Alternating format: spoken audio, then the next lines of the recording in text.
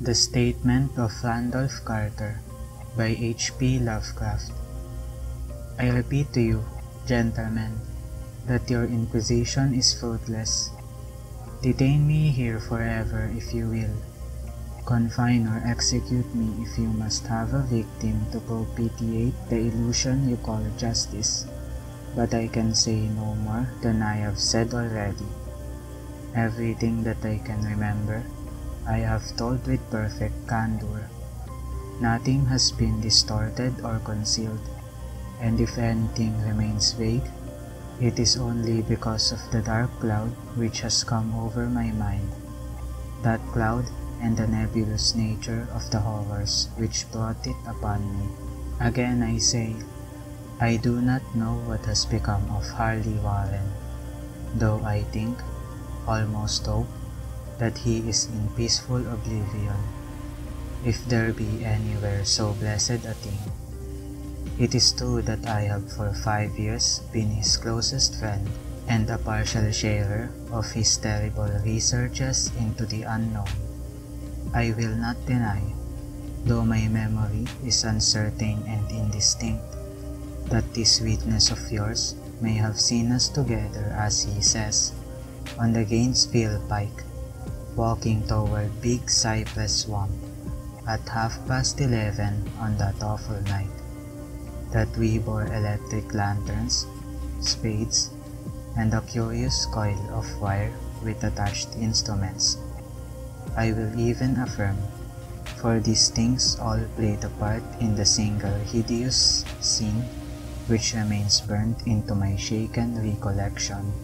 But of what followed, and of the reason I was found alone and placed on the edge of the swamp next morning, I must insist that I know nothing, save what I have told you over and over again. You say to me that there is nothing in the swamp or near it which could form the setting of that frightful episode. I reply that I know nothing beyond what I saw. Vision or nightmare it may have been. Vision or nightmare, I fervently hope it was.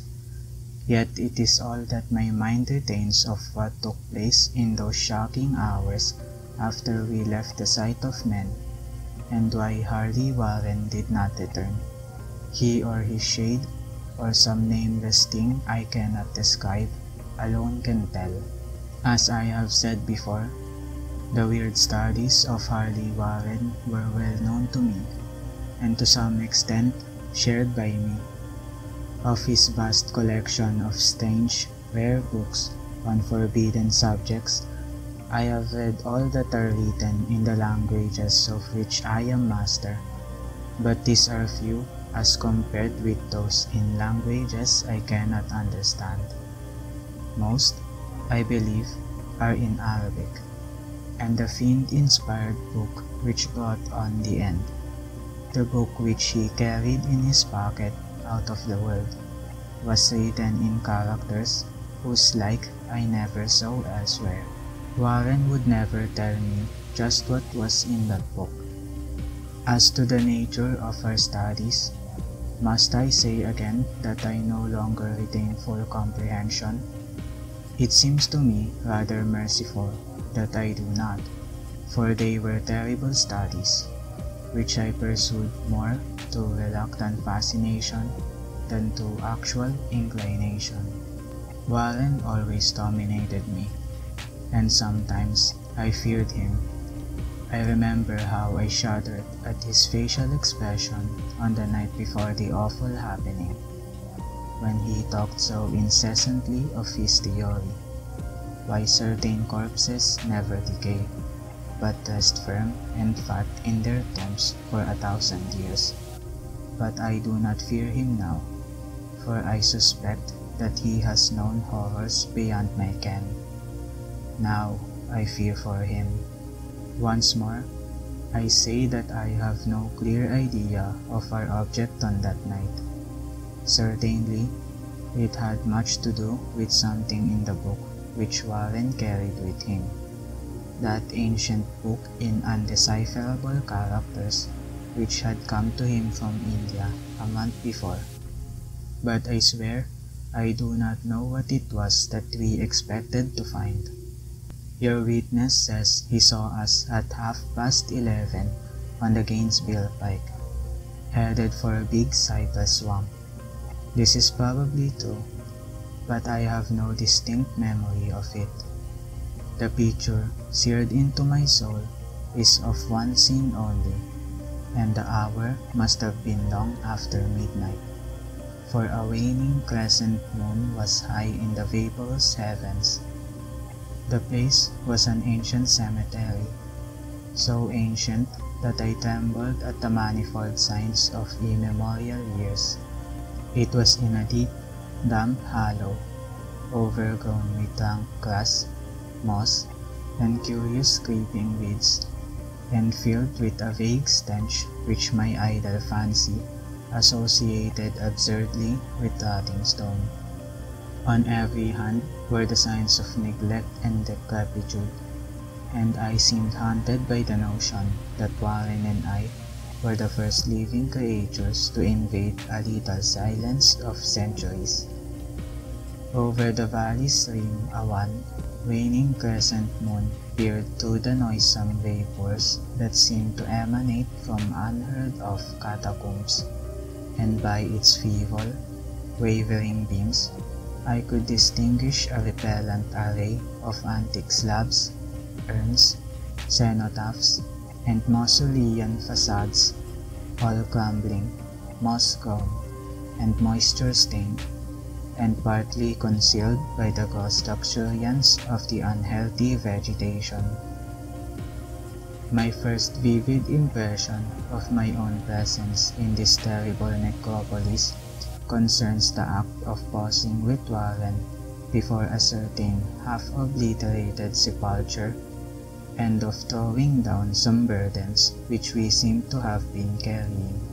I now observed that I had with me an electric lantern and 2 spades, whilst my companion was supplied with a similar lantern and a portable telephone outfit. No word was uttered, for the spot and the task seemed known to us, and without delay, we seized our spades and commenced to clear away the grass, weeds, and drifted earth from the flat, archaic mortuary. After uncovering the entire surface, which consisted of 3 immense granite slabs, we stepped back some distance to survey the charnel scene, and Warren appeared to make some mental calculations. Then he returned to the sepulchre, and using his spade as a lever, sought to pry up the slab lying nearest to a stony ruin which may have been a monument in its day. He did not succeed, and motioned to me to come to his assistance. Finally, our combined strength loosened the stone, which we raised and tipped to one side. The removal of the slab revealed a black aperture, from which rushed an effluence of miasmal gases so nauseous that we started back in horror. After an interval, however, we approached the pit again, and found the exhalations less unbearable. Our lanterns disclosed the top of a flight of stone steps, dripping with some detestable ichor of the inner earth, and bordered by moist walls encrusted with nitre. And now, the first time my memory records verbal discourse, Warren addressing me at length in his mellow tenor voice, a voice singularly unperturbed by our awesome surroundings. "I'm sorry to have asked you to stay on the surface," he said, "but it would be a crime to let anyone with your frail nerves go down there. You can't imagine, even from what you have read and from what I've told you, the things I shall have to see and do. It's fiendish work, Carter, and I doubt if any man without ironclad sensibilities could ever see it through and come up alive and sane. I don't wish to offend you, and heaven knows I'd be glad enough to have you with me, but the responsibility is in a certain sense mine, and I couldn't drag a bundle of nerves like you down to probable death or madness. I tell you, you can't imagine what the thing is really like, but I promise to keep you informed over the telephone of every move. You see, I've enough wire here to reach the center of the earth and back. I can still hear, in memory, those coolly spoken words, and I can still remember my remonstrances. I seemed desperately anxious to accompany my friend into those sepulchral depths, yet he proved inflexibly obdurate. At one time, he threatened to abandon the expedition if I remained insistent, a threat which proved effective, since he alone held the key to the thing. All this I can still remember, though I no longer know what manner of thing we sought. After he had secured my reluctant acquiescence in his design, Warren picked up the reel of wire and adjusted the instruments. At his nod, I took one of the latter and seated myself upon an aged, discolored gravestone closed by the newly uncovered aperture. Then he shook my hand, shouldered the coil of wire, and disappeared within that indescribable ossuary. For a moment, I kept sight of the glow of his lantern, and heard the rustle of the wire as he laid it down after him. But the glow soon disappeared abruptly, as if a turn in the stone staircase had been encountered, and the sound died away almost as quickly. I was alone, yet bound to the unknown depths by those magic strands whose insulated surface lay green beneath the struggling beams of that waning crescent moon.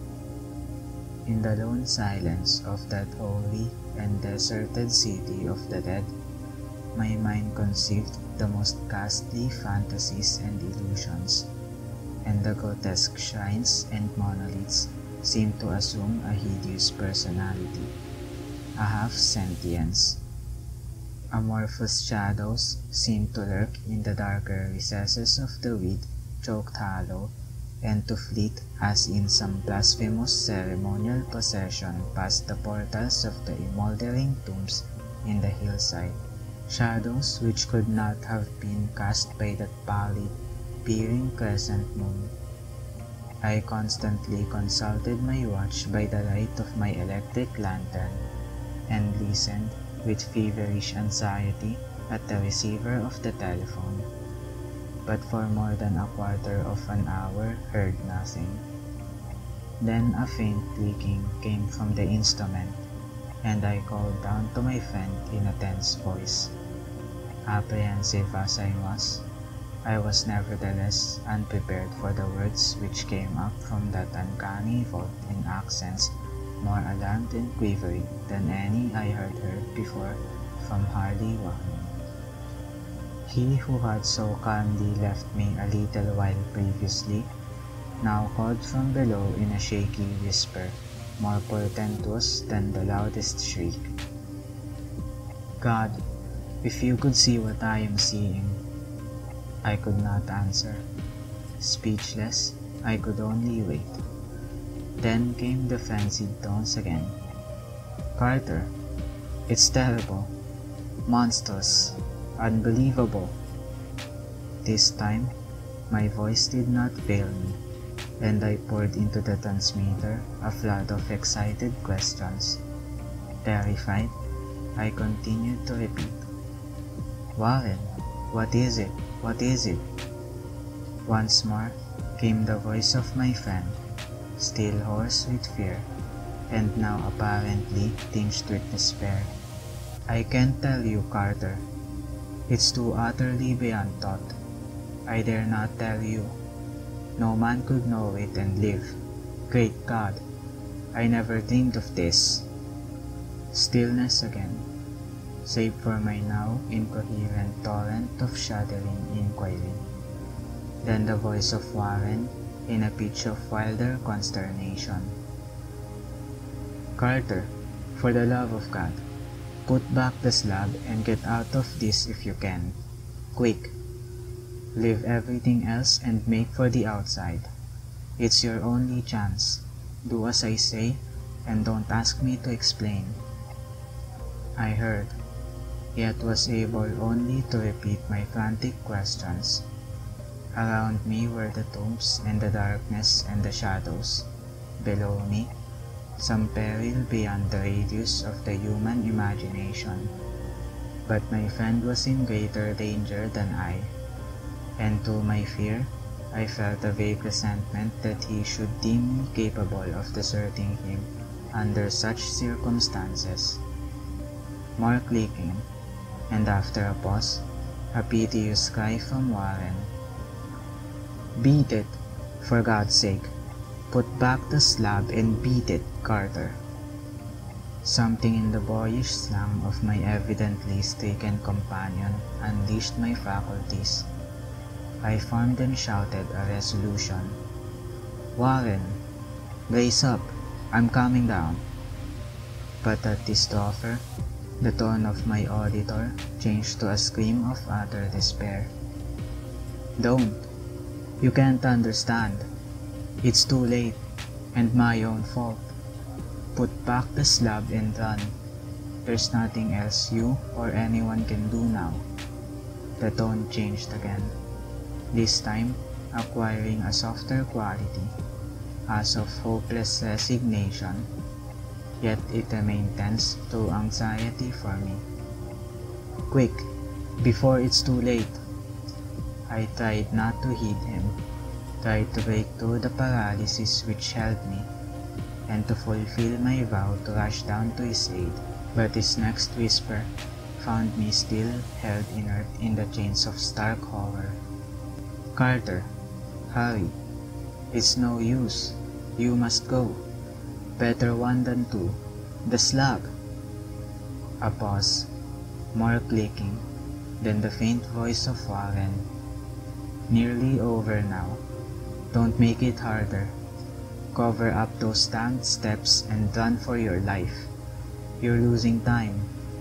So long, Carter. Won't see you again.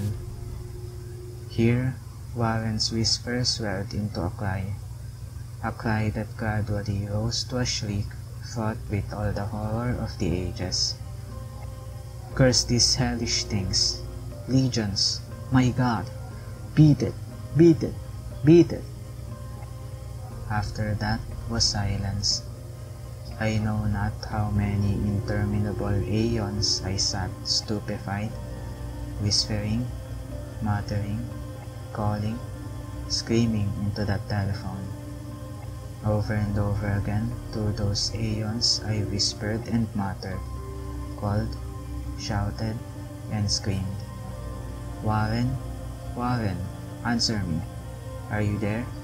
And then there came to me the crowning horror of all, the unbelievable, unthinkable, almost unmentionable thing. I have said that aeons seemed to elapse after Warren shrieked forth his last despairing warning, and that only my own cries now broke the hideous silence.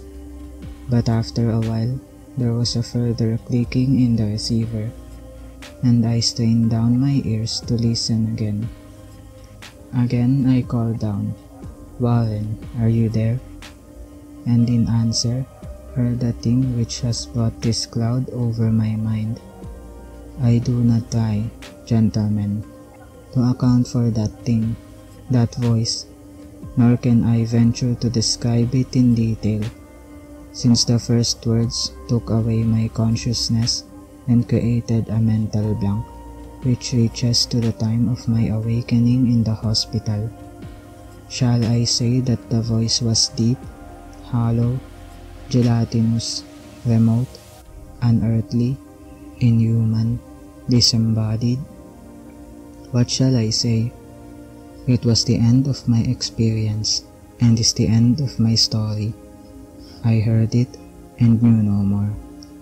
Heard it as I sat petrified in that unknown cemetery in the hollow, Amidst the crumbling stones and the falling tombs, the rank vegetation and the miasmal vapors heard it well up from the innermost depths of that damnable open sepulchre as I watched the amorphous, necrophagous shadows dance beneath an accursed waning moon. And this is what it said: "You fool, Warren is dead.